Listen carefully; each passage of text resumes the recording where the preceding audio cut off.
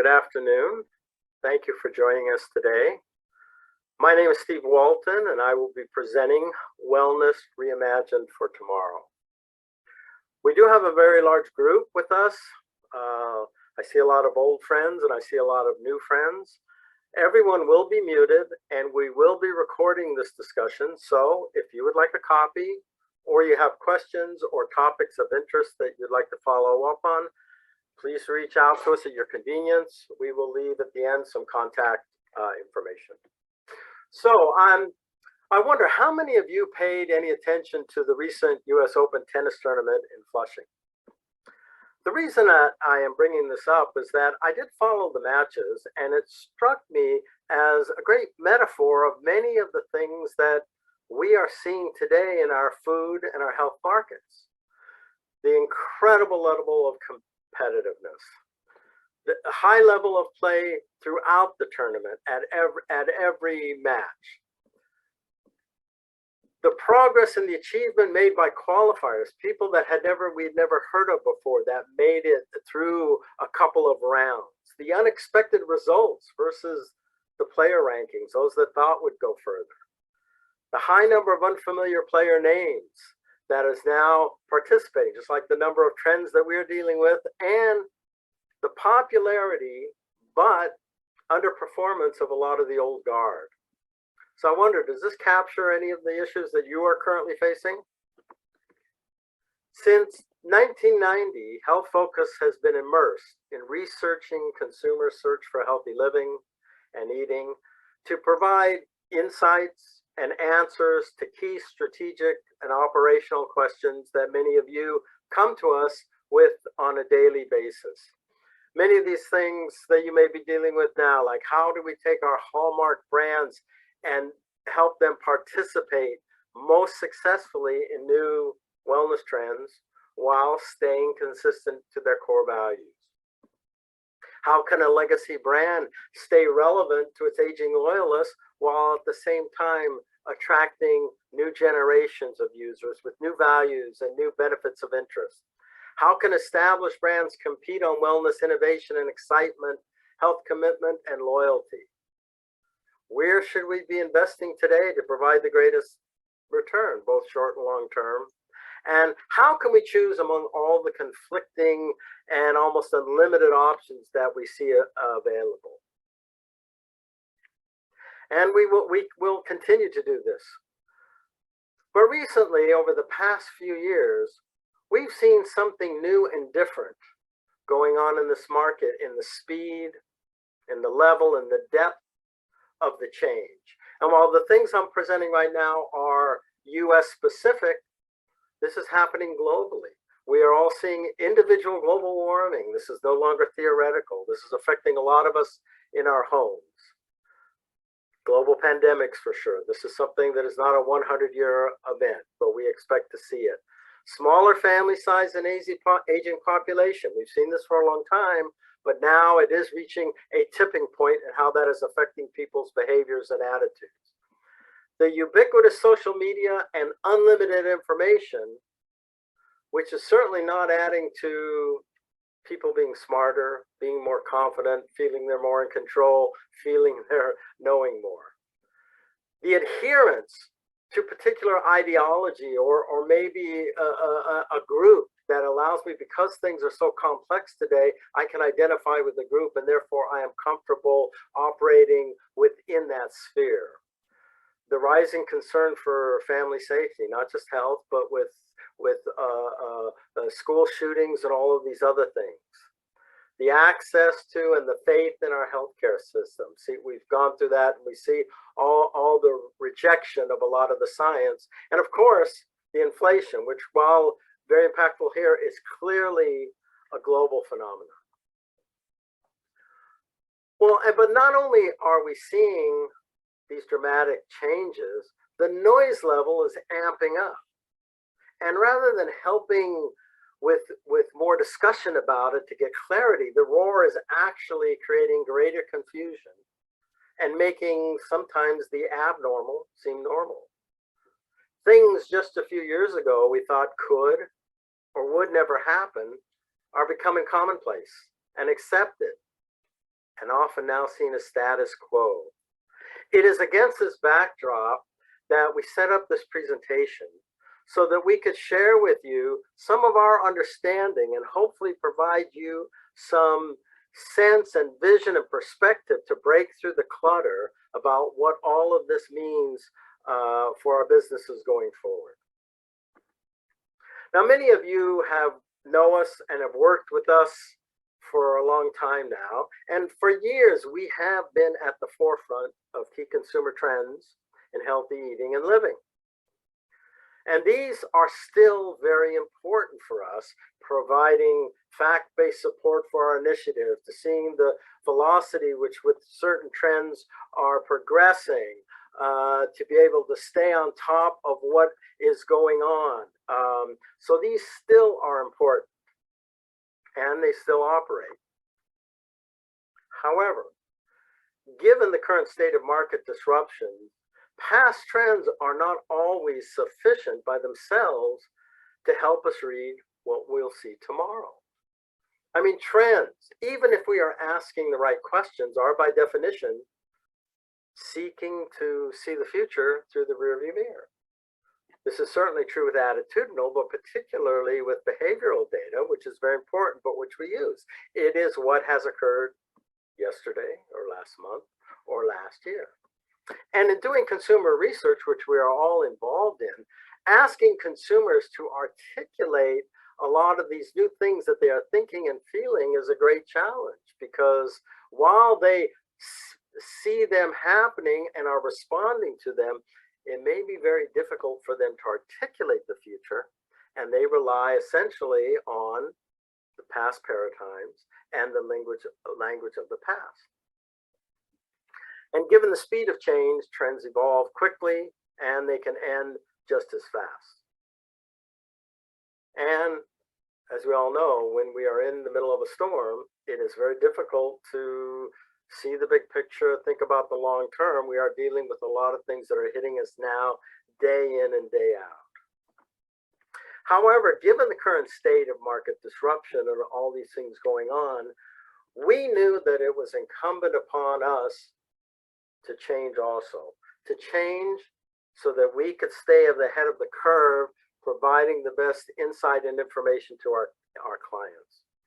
And in order to help us see through this and to more accurately anticipate tomorrow, we developed an early adopter wellness segmentation that we've been working on for a couple of years now, and we have found is a powerful tool in helping us to better understand past current trends, and most importantly, where they may be going tomorrow. And a lot of you who've worked with us know that HealthFocus has a lot of expertise in developing different kinds of segmentation. Now, early adopter models are not new. Technology has been using them for some time to try and capture what are the emerging trends and determine which will become market forces and which may be just a passing fad. Think of all the people that you know who maybe were the ones that were the absolute latest with their new iPhone. Or can you remember the first in your neighborhood with an electric car? Or those that participate in all the newest social media, only to leave once it gains in popularity. What is unique with our early adopter is that it is grounded specifically in health and wellness. It is a statistically projectable and accurate at 90% algorithmic segmentation that is based on behaviors, what people actually do, when they try it, how they try it, and what they think, feel, and believe about it. Now, within this, we have come up with 4 segments for our group that we are calling our Wellness Consumer Early Adopter: Lighthouse, Converts, Mainstreamers, and Followers. And just to give you a little sense of them, Lighthouse, these are the first to try. Risk takers, they are excited about taking this risk, about the possibility. The products they use tend to be more expensive, and at point of release, they generally either have More means or more money. It's not always more money, but in health and nutrition, buying an electric car may be more money, but in health and nutrition, it is having enough means to do it. They clearly have the strong connection to the scientific discipline, tend to socialize with other innovators in the same area, and are comfortable with risks and are aware when products do not deliver.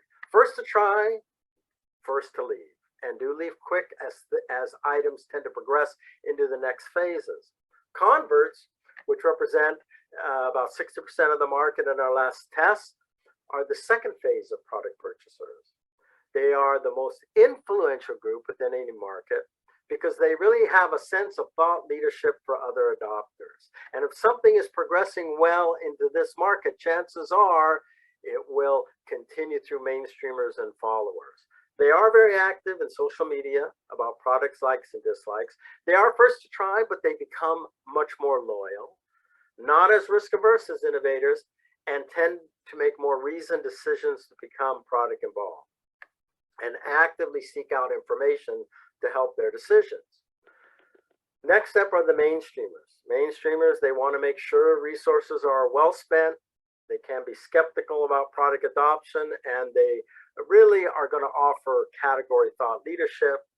And of course, the last group are laggards. Last to arrive, entry is often a signal of product maturity and decline, and traditional orientation of practices are averse to risk and change. And then now it is the learning from our analysis and understanding of these early adopters that I want to spend the rest of this afternoon with you and to share with you some thoughts that we have about the wellness market for tomorrow and beyond. Now, before I get into this, one of the things I didn't write about, I'd like you to think about as I go through this. And as I went through this, I was thinking about it. One of the key things that is happening is two trends, two items, two things that traditionally we think as opposed are now beginning to operate together.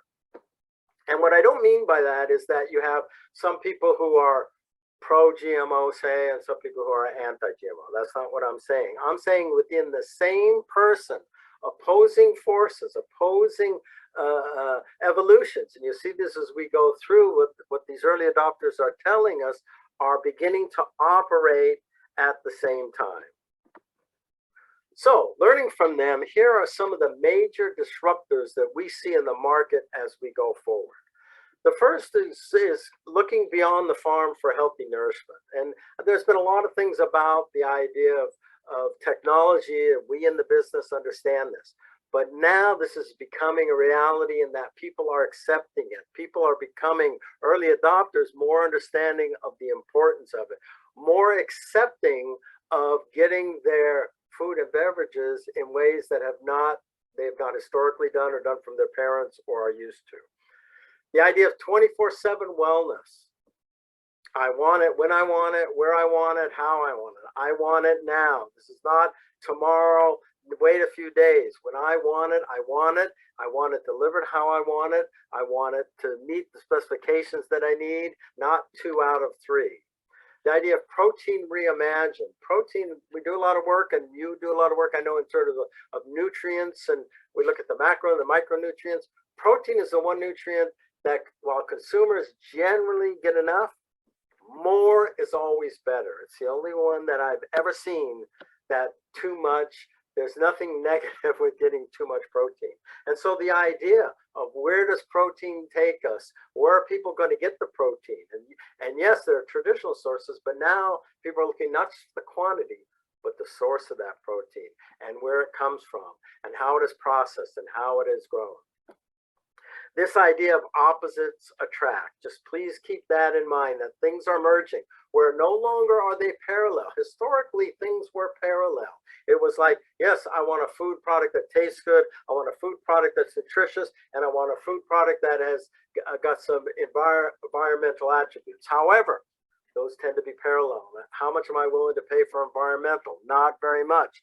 How much am I willing to pay for nutrition? Only a little bit. And then that leaves me with my product. Those are parallel. That is no longer the case. These things are merging and merging together. Changing eating occasions, and we all are going through this. Most of us, I imagine today, are working from a location that they did not work from a couple of years ago. How is this? This is beginning to become more established. How is this changing how we see our meals, how we eat? What's the difference between a snack and a meal? Is there any difference anymore? Is it food consumption? How is all of that playing out? There's this other one which is very interesting, the rejection of the old and yet the disbelief in the new. So these are two things going on simultaneously. So what do we do? How do we understand what the drivers are of that rejection and what the disbelief is in the new is, so that we can put those together? The power of emotion.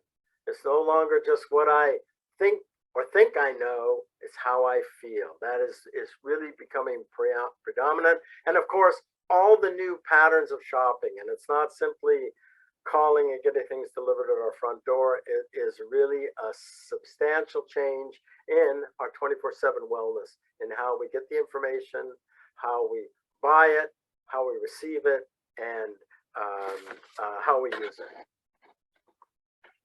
So one of the things that we see changing from this group is their definition of personal health. Now, this is one of the things we've asked for many years. What are your primary drivers for healthy foods and beverages? And we've seen the difference. For a certain population group, it was for health for today. For another population group, it was health for tomorrow, not for early adopters. These are operating simultaneously, health for today and health for tomorrow. So yes, I want food that allows me to be more productive and gives me energy, but it also better be healthy and do the right things for me for the rest of my life. And this is very, very important, that these are now working together, are synergistic. The other thing that we're seeing, and we've been seeing this for a couple of years now, is the redefinition of personal health and how this evolved just beyond the physical. It used to be a few years ago, we could determine based on your rating of your physical health or the number of illnesses you had, how you felt you were healthy. Well, how you felt your health rating. Well, that's no longer the case. In fact, a couple of years ago, mental and emotional health emerged as number one, but these are all operating, all five of these operate at an extremely high level. The mental health, physical health, sleep, healthy environment, and health weight. It's not an either or, it is all of these.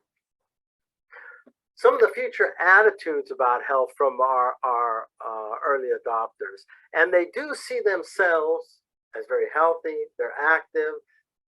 In spite of all the problems with information and the confusion, that we are more knowledgeable, we are more proactive in living a healthy life, and the reality is, they believe they will be healthier. However, that being healthier aligns with an oversized concern for their health. Not less concern, but actually more concern. And the focus that they're having is on aging, activities of daily living performance, and medical. And a lot of these needs, opportunities are going to manifest themselves in desire for what we call unresolved health afflictions. Afflictions that something else is not resolving, or I feel is not resolved to the level I want, emotional prevention so I don't have it, or meaningful core targeted niche opportunities in terms of tabletop medicine. So one of the key things that I want to talk about from our early adopters is these dietary connection points. And a lot of us, that's what we do. We strive. How do we connect in the most powerful way with our targets so that we can break through, so that we can be a partner, so we can create loyalty? And so we've identified these 8: experimentation, I am how I live, holistically minded, interconnected, the grandiose, strong sense of self, control seekers, no compromise, and boundary pushers. And let me just talk about each of these a little bit. And this is really what's going on between our lighthouse and our convert. These are their primary connection points that they are seeking from the products and the services that they're looking for. So experimenters, first to try, we've talked about, confident in their ability to make the right choices. They seek to know and experience the latest trends. And usage that they do is actually an expression of their extreme living. All of us can't go out and experiment, and the people who do the extreme sports, whether it's surfing or skiing or skateboard, some of these things are just really extreme. That doesn't mean we cannot experience all of us. And these extreme sports are clearly very popular, and there are adrenaline junkies. But for the majority of these people, even though I may not do the extreme sport, I am looking for extreme living, and that's in my experimentation.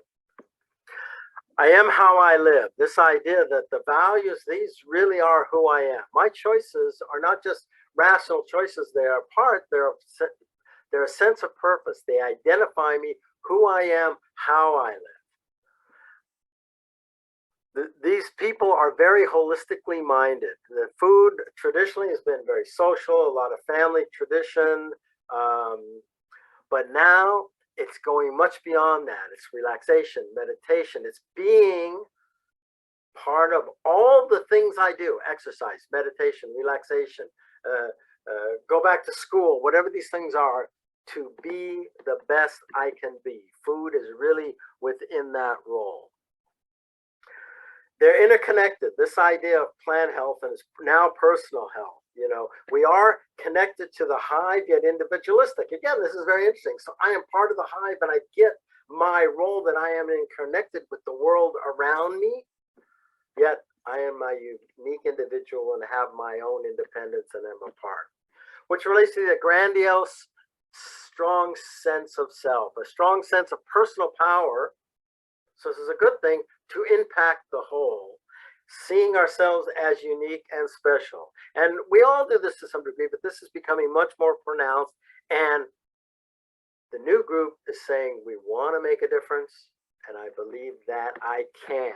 That is much more powerful. The wanting to make a difference, a lot of people have had for a long time, but I believe I can from where I am in the things that I do. Control is very important. In a world with less individual control, that we respond with a search for super control over what we can. We know that we cannot control everything, but a lot of things I can control, and I am going to exert super control over the things which I have access and can do.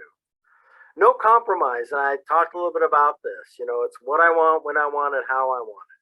So don't ask me to compromise or accept less. The idea originally, way back when, of course, you know, there was taste was important, and then, you know, maybe I would, it could be a little more expensive or not, and then convenience. No compromise. Don't get 2 out of 3. It's 3 out of 3. There's no reason I should not have taste, value, and nutrition and convenience all at once. And finally, they're boundary pushers. The old rules and the definitions may not apply. And this is very important, this idea of breaking the rules. And we all are sort of fixated on the rules that we've grown up and lived with, but the idea of breaking the rules. So I do want to talk for a few minutes about these, because I think they're pretty important.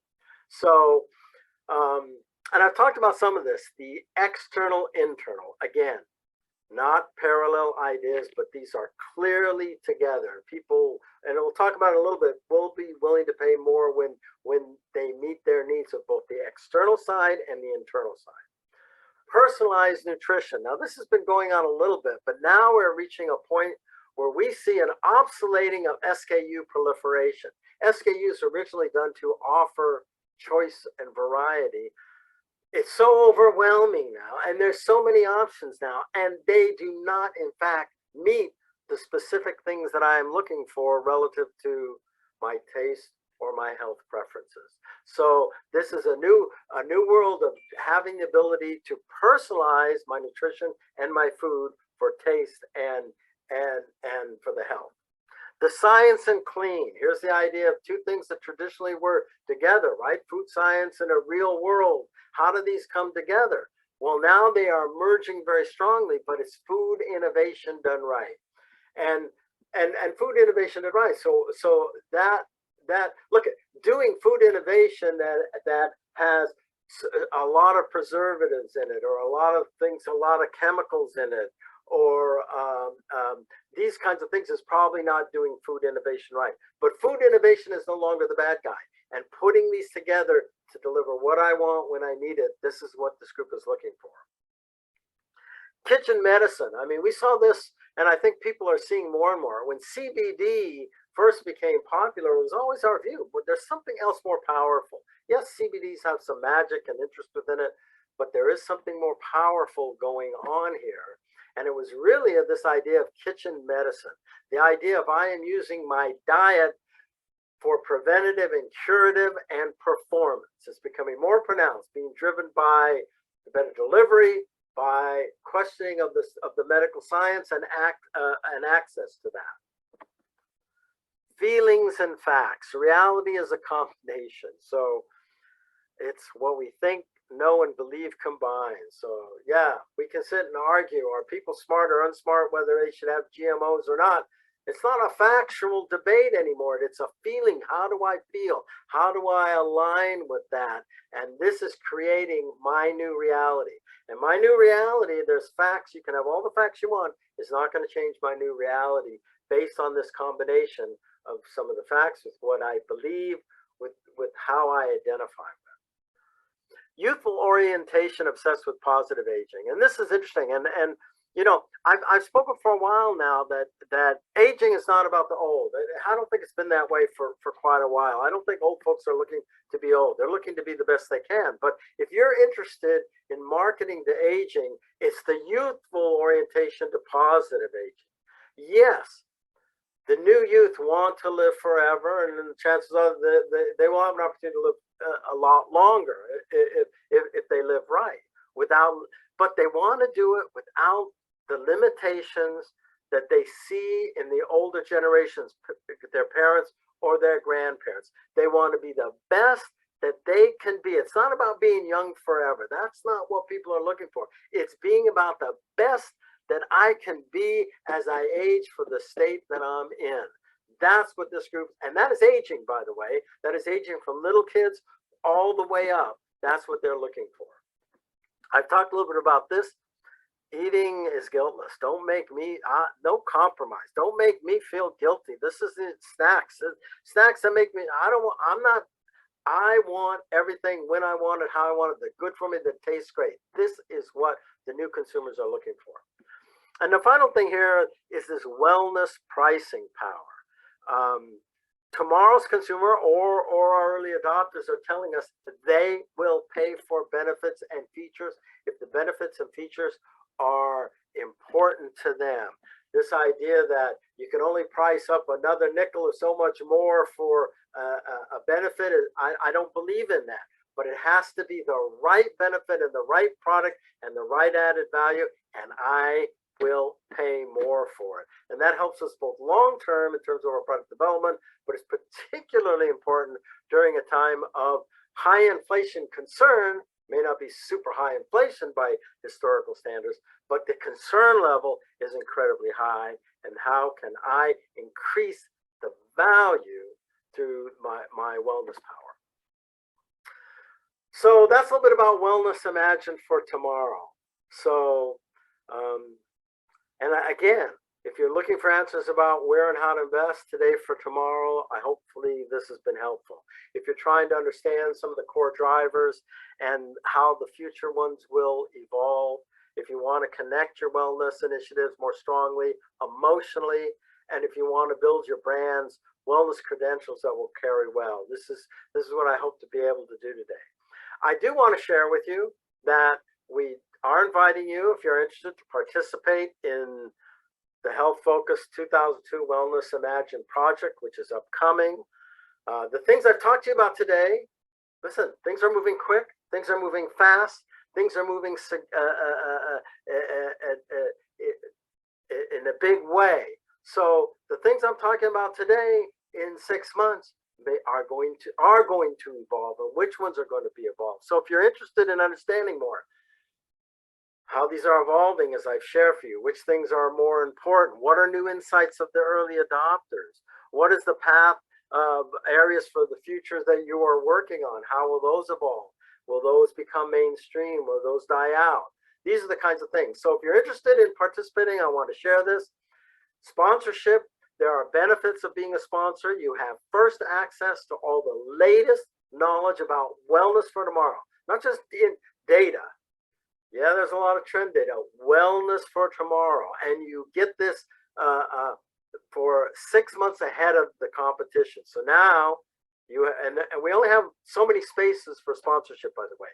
So this gives a competitive advantage and that much time head start to be working on these. You have the ability to put in proprietary questions or brands or topics so that you get a custom study essentially at the price, the benefit of a custom study with the price syndicated.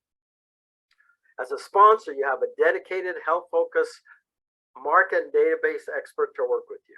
You know your business, you are experts in your product, but HealthFocus, we are experts in our information. We are experts in understanding the consumer and the trends that are going on. We are interested in understanding how to use the information that we have in the most custom and powerful ways, and we will assign people dedicated to you with this. There's customized strategic presentation workshops. There's use of our proprietary segmentations and market forecasts. I've talked about early adopter. A lot of you know us and know our gatekeeper for family health, know our healthy shopper, know our sweetener segmentations. We have a lot of different proprietary ways to cut the data and look at the consumer and come up with insights and sizing.